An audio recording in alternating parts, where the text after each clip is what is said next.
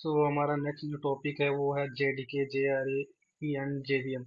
सो ये क्या ये जो तीनों हैं, ये जेडीके जेआरई और जेवीएम, ये हेल्प करते हैं हमारे जावा कोड को रन करने में और उसको कंपाइल करने में। जैसे जेडीके है डेवलपमेंट किट्स, ठीक है ना। तो जेडीके हमको प्रोवाइड करता है कि हम कैसे जावा को जावा डेवलपमेंट किट्स कैसे हम राइट करेंगे कोड, ठीक है ना। जेआरई रन टाइम इन्वायरमेंट से हमें रन टाइम इन्वायरमेंट प्रोवाइड करता है जिसमें हमारा जावा कोड रन करता है। JVM execute byte code. तो जैसे हमें जेडीए प्रोवाइड कर दिया, डेवलपमेंट किट्स इन्वायरमेंट प्रोवाइड कर दिया, और रन टाइम इन्वायरमेंट जेआरई हमें प्रोवाइड कर देगा। उसको से जब हम जावा प्रोग्राम को हम रन करेंगे तो वो पहले बाइट कोड में कन्वर्ट होता है, उसके बाद जेवीएम इसको इस बाइट कोड को एग्जीक्यूट करता है सिस्टम कोड में, और देन हमको आउटपुट आउटपुट दिखती है, ठीक है ना। सो इसको डिटेल में हम अगर बात करें तो जैसे जेडीके जावा डेवलपमेंट के सेकंड, ये डेवलपमेंट टूल तो है सिंपल। अब एक तरह से लाइब्रेरी है जिसके अंदर सारे के सारे एक तरह से इन्वायरमेंट प्रोवाइड कर देता है। जैसे एक विंडो है, तो विंडो को एक ऑपरेटिंग सिस्टम है जो इसको इन्वायरमेंट प्रोवाइड करता है। इनसाइड कई तरह की चीज़ें हैं, कर्नल हैं और कई तरह के बैच फाइल्स चल रही होती हैं, ठीक है ना। सो उसको हैंडल करने के लिए जस्ट जेडीके है। It's content tools needed to write and compile Java program like javac compiler, ठीक है ना। सो जेडीके क्या करता है, एक जावा सी नाम का कंपाइलर प्रोवाइड करता है जो हमारे Java code co dot Java file जितनी भी होंगी उसको रन करने में, कंपाइल करने में हेल्प करेगा। सपोज करें, एक एग्जांपल की बात करें तो you write a program hello dot Java and use JDK compiler to run it. So hello dot Java class जो है बाइट कोड में, मतलब जैसे आप जावा डॉट सी करके जावा फाइल नेम करोगे तो आप वो पहले उसको क्या कन्वर्ट कर देगा, डॉट क्लास फाइल में यानी बाइट कोड में कन्वर्ट कर देगा। वैसे जेआरई जेआरई क्या करेगा, इस क्लास फाइल को ये रन टाइम इन्वायरमेंट प्रोवाइड करता है, रनिंग रन टाइम इन्वायरमेंट जो आपको रन करने में हेल्प करता है। Provides library and JVM needed to run the program, ठीक है ना। When you double click dot jar file, जब आप जेडीके को लाइब्रेरी में जाओगे और वहां से आप चेक करोगे तो आपको ना जिसमें कई सारे लाइब्रेरीज नजर आएंगी, वो लाइब्रेरी हेल्प करती हैं आपको प्रोग्राम को रन करने में, ठीक है ना। वहाँ से फिर हम देखें जेवीएम। सो जेवीएम क्या है, एक वर्चुअल मशीन है जो हमारे बाइट कोड को एग्जीक्यूट करता है। देन ओनली दैट जो भी हम लिखे होते हैं वो हमको डिस्प्ले होता है, ठीक है ना। सपोज एग्जांपल की हम बात करें तो hello डॉट जावा क्लास बनेगी फाइल। हम इसको करके दिखाएंगे कि ये hello डॉट जावा क्लास कैसे बनती है when we are running the javac with the file name. So ये कैसे hello dot Java class file बनती है। Then JVM then translate into byte code into a machine code, ठीक है ना। जो हमारे जावा डॉट क्लास बनी हुई वो बाइट कोड में कन्वर्ट हो जाएगी, और उसको फिर हमारा जेवीएम क्या करेगा, उसको मशीन कोड में रन करेगा ऑपरेटिंग सिस्टम के अंदर, ठीक है ना। तो वो डिपेंड करता है वेदर विंडो लिनक्स और Mac according to the that machine. Next की बात करें इन शॉर्ट में, सो जेडीके क्या हेल्प यू, अगर हम सिंपल बात करके जेडीके करता क्या है, तो जेडीके हमें प्रोग्राम बनाने में हेल्प करता है। जेआरई क्या करता है, हमें प्रोग्राम को रन करने में हेल्प करता है। और जेवीएम क्या करता है, actual education the full instruction. So JVM उस जो भी हमारा प्रोग्राम जो रन कर रहा है उसको एग्जीक्यूट करने में हमारी हेल्प करता है, ठीक है ना। सो इसके ऊपर कई सारे क्वेश्चंस होते हैं, फ्यू क्वेश्चंस मैंने यहाँ पे ऐड किए हुए हैं, हम उसको वन गो थ्रू होते हैं वन बाय वन। सो पहला क्वेश्चन है, what does the JDK primarily provide. So आप यहाँ पे हमारे पास चार ऑप्शंस है। पहला, tools to develop and compile Java program, library to run Java program, an IDE to write Java program, और virtual machine to execute byte code. So आपको क्या लगता है कौन सा आंसर होगा। आप 5 सेकंड के लिए पॉज होगी और चेक कीजिए। सो इसका फर्स्ट जो आंसर होगा वो ये होगा, tool to develop and compile the Java program, ठीक है ना। क्योंकि जेडके हमें क्या प्रोवाइड करता है, एक एक टूल प्रोवाइड करता है, ठीक है ना। डेवलपमेंट टूल प्रोवाइड करता है जो हमारे को जावा प्रोग्राम को क्या करता है, राइट करने और कंपाइल करने में हेल्प करता है, ठीक है ना। सेकंड क्वेश्चन है हमारा, which component is responsible for executing Java byte code. So इसमें कौन सा ऐसा JVM Java FX JDK JRE कौन हेल्प करते हैं हमारे जावा प्रोग्राम को एग्जीक्यूट करने में, ठीक है ना, बाइट कोड में। तो इसका आंसर जो होगा हमारा होगा जेवीएम, जावा वर्चुअल मशीन जो होता है वो हमारे प्रोग्राम को बाइट कोड में एग्जीक्यूट करता है। थर्ड क्वेश्चन है, what does the J R E include. So J R E क्या इंक्लूड होता है, डाटाबेस कनेक्टिविटी। सो अभी तक मतलब आप नेग्लेक्टिंग अप्रोच अप्लाई अप्लाई किया करो कि इसमें क्या नेग्लेक्ट कर सकते।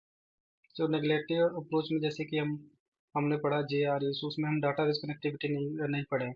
तो हम इसको क्या करें, क्रॉस कर देंगे। सोर्स कोड एडिटर ये भी नहीं पढ़े हैं। ऑनलाइन कम ओनली फॉर कंपाइलर, कंपाइलर हो सकता है library and JVM to run Java program. So आप अब हमारे पास में दो ऑप्शंस है। सो इन दोनों में से कौन हो सकता है? आप 2 सेकंड के लिए पॉज लेकर ट्राई करो। तो इसका आंसर हो सकता है libraries and JVM to run Java program. ठीक है ना? तो JRE में क्या प्रोवाइड है? Java run time environment. So उस इन्वायरमेंट के अंदर कुछ लाइब्रेरीज होंगी जो जावा प्रोग्राम को रन करने में हेल्प करेंगी। ठीक है ना? सो फोर्थ क्वेश्चन है, if you only want to run a Java program which component is sufficient. ठीक है ना? सो अब आपको जावा प्रोग्राम रन करने के लिए कौन से कंपोनेंट की रिक्वायरमेंट पड़ेगी? यहाँ ऑप्शन है, 4 ऑप्शन जैसे none of above, JVM alone, JRE, JDK। So none of above तो पहले ही कैंसिल हो गया, क्योंकि जावा रन करने के लिए कुछ कुछ तो चाहिए जो रन करे इसको। JVM जावा वर्चुअल मशीन को जब तक हम जावा का कोड नहीं देंगे तब तक वो उसको एग्जीक्यूट नहीं करेगा। जावा का कोड कब कब एग्जीक्यूट होगा? जब उसको डॉट क्लास फाइल मिलेगी। सो JVM अलोन भी डिस्कार्ड हो गया। हमारे पास में दो बच गए, JRE एंड JDK। अब 2 सेकंड का पॉज लेकर आप, पॉज क्लिक हो गया, सॉरी।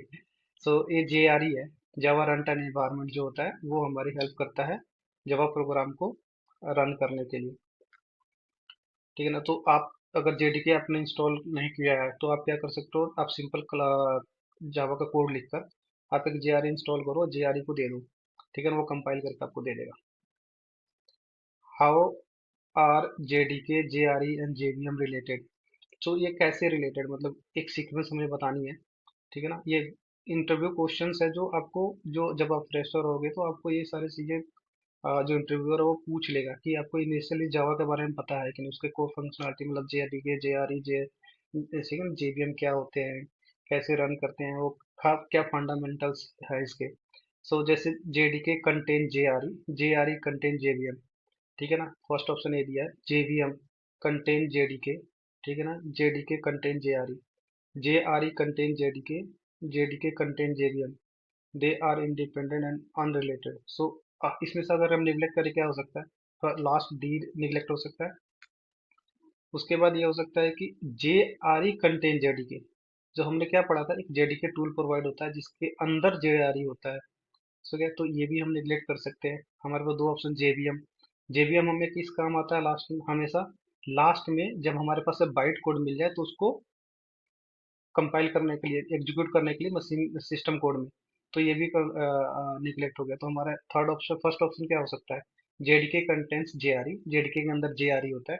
जब हम JDK के अंदर कोई कोड लिखते हैं उसको JRE कंपाइल करता है। JRE के अंदर JVM होता है, जो JRE जब हमको बाइट कोड दे देगा उसको वो फिर वो सिस्टम कोड में रन करेगा। तो क्या सीक्वेंस हो सकता है?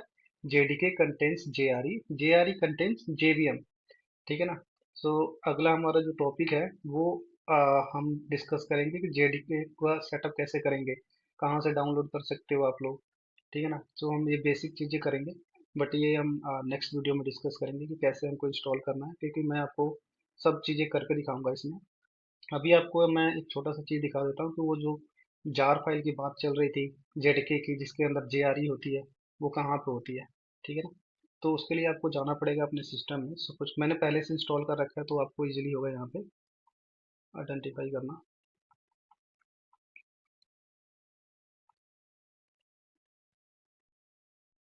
सो अभी हम बात कर रहे थे कि डॉट जार फाइल कैसे, मतलब JDK की जार फाइल कैसे होती है और इसको जब एक्सट्रैक्ट करते हैं तो उसके अंदर क्या क्या होगा।